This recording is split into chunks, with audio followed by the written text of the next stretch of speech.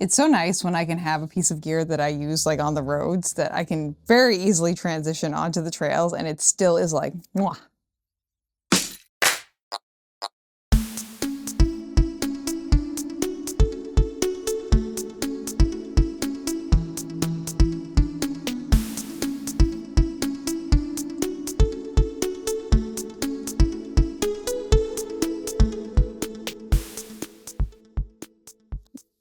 Hello, my friends, and welcome back to Runnah. I'm Juliana. Welcome back to your favorite local running community.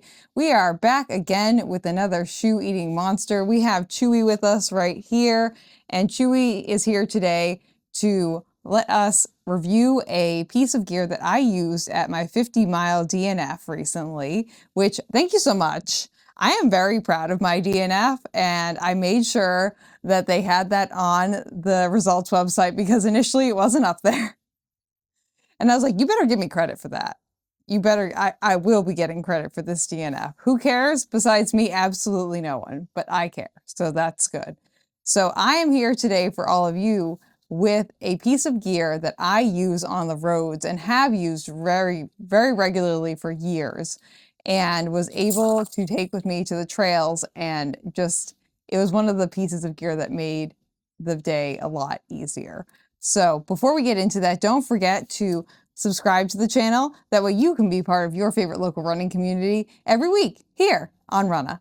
Well, I was enjoying the natural ambiance of the dark and then the clouds and then the sun while I was out in the woods last Saturday. I was also utilizing a piece of gear that I feel like some version of this is definitely essential for everyone who runs outside regularly. Especially if you live in a coastal community, because definitely you will encounter the big W, which is wind. And wind is something that I feel like goes under the radar a lot because people are always talking about, is it gonna rain? Is it gonna snow? Is it gonna be too hot because of the sun? But not too many people are really ever talking about the wind. But I think that's probably because most people don't live on the coastline. But once you live near the water or you live somewhere where you're just like fully exposed, like say like a mountain or something like that, you realize how much wind there is out there in the world, and you realize how much the wind can affect your running, walking, and just existing on this planet. I came from a non-coastal community before I moved to the Cape, and when I moved down here, I realized very quickly that I needed something to block the wind for me. So I was very lucky that one of the first things that I found is something that I really, really enjoy. And it was something that I brought with me to the 50-miler because when we got there at 5 a.m., it was still quite windy, which was definitely cutting into us at the beginning of the race. Not so much once we got into the trees, but it definitely was something that was a factor, and it continues to be a factor in my day-to-day running here on the Cape. We're getting into the colder months. We're getting into the season where the wind isn't quite as welcome as it was during the summer, where it kind of cooled you off. You felt really nice. It was like a nice 80 degrees, and you had this nice ocean breeze coming at you. Now we're getting to the season where it's like 20, 30, 10 degrees maybe, and you get the cutting wind because all the humidity is gone and the wind kind of picks up a lot of the times, like it is right now. We're having a high wind day today, and you go outside, not today specifically, but you go outside and the wind slices through you like a knife. Like it absolutely like a freaking knife. And this is why you need a proper wind jacket. And you need a wind jacket that is actually going to fully block the wind. So my wind jacket that I brought to the 50-miler, and this is my second one. The first one I still have. It's definitely been used and abused. But this is the New Balance Windcheater Jacket. They did make it in ladies, but it was more of a men's jacket. This is a men's small. But this jacket right here, this is my favorite wind jacket of all time. Right here. So it's made of some kind of, I believe like a polyester material potentially. The tag is missing, so that's okay.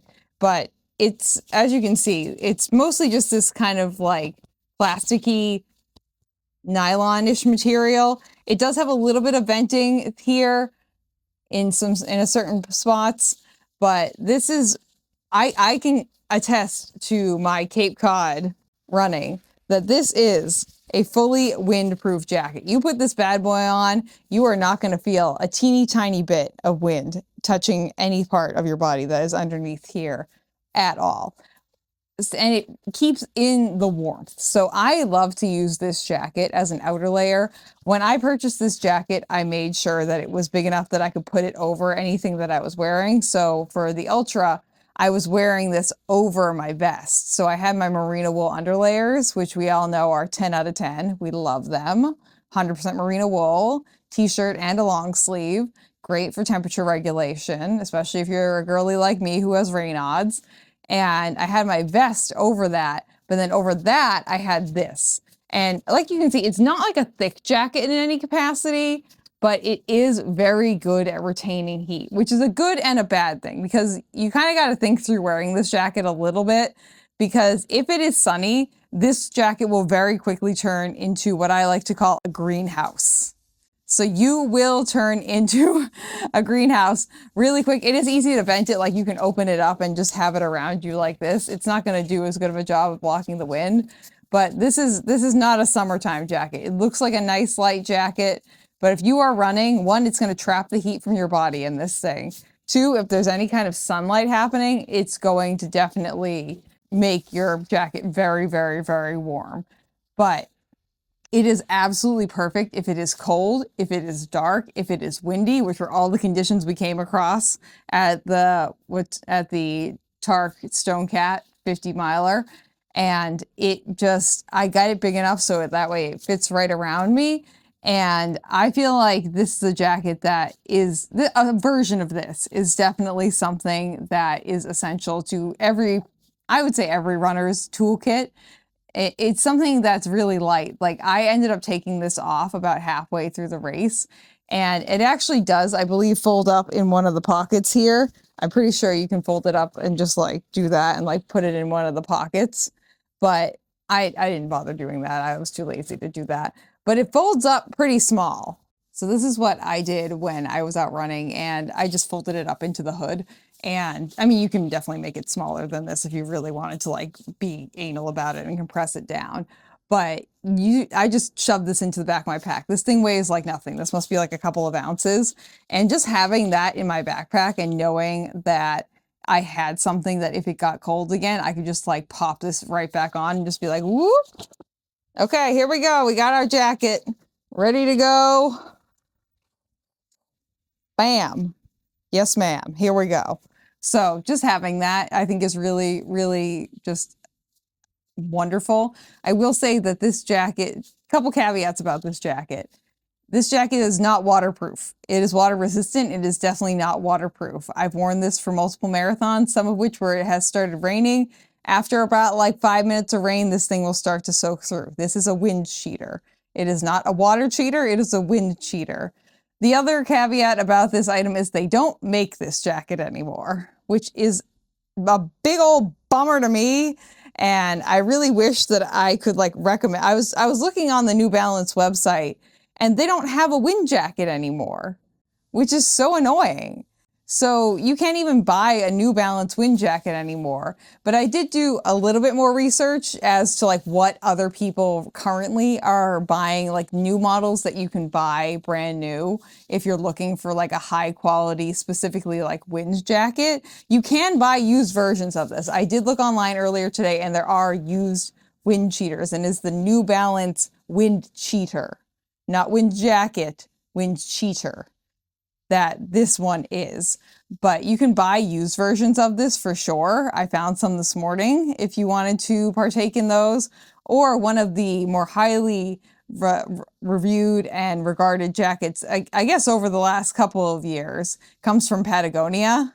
And that's the Patagonia Houdini Jacket. And that one was on a lot of different review websites for having a really high rating for being great for blocking the wind. So that might be a good place to start. If you are intrigued by this, you're like, oh yeah, that's something I should add to my kit. And that is a good jacket, it seems like, for most people to start with. Definitely read the reviews, see what you think, see what you like. I was looking on the Patagonia website earlier today, and it was retailing for about like $120, but there were a bunch of different colors that were on sale that were 60 to 80 bucks. So if it's anything like this, I had my first version of this jacket for about 5 years, and I paid like $20 for it on Joe's New Balance outlet. This one is I also bought used because they weren't making the model anymore even a couple of years ago. This jacket's about 2 years old. It's still in perfect condition. So I would say most of the time a wind jacket should be like a long-term investment, because it's not a piece that you're going to use every single day, but when you do use it, you're going to be very thankful that you did. So this has been one of my like kind of surprise MVPs of my 50 miler attempt, and maybe something that a version of it hopefully, or if you want to find a used version of the New Balance Windcheater that you would like to add to your kit. Let me know if you have any kind of like surprise MVPs of your running kit that you feel like other people should add to theirs. And maybe I'll do a review of one of those if I have it in my kit, or if it's something that I feel intrigued by and would like to purchase for myself. So definitely go ahead and comment below. And don't forget again to subscribe to the channel. That way you can be part of your favorite local running community every week here on Runnah. And thank you all for watching. And I'm excited to see you guys out on the streets, out on the internets, and here with us over on YouTube and on Spotify and wherever you are watching or listening to us. So good luck out there. I'm proud of all you guys. Love you lots, and I'll see you soon. Bye! Navy is definitely my color. Thank you for listening to this episode of Runnah. This podcast is edited, hosted, and produced by me, Juliana Coughlin. Brought to you in part by the Falmouth Running Club and the Falmouth Community TV station. If you'd like to connect with us, you can find us on Instagram and on TikTok at runnahpod, and you can send us an email at runnahpod@gmail.com. And our original theme music was brought to you by the one and the only wonderful Jeffrey Hutton. And keep up the great work. I'm proud of you.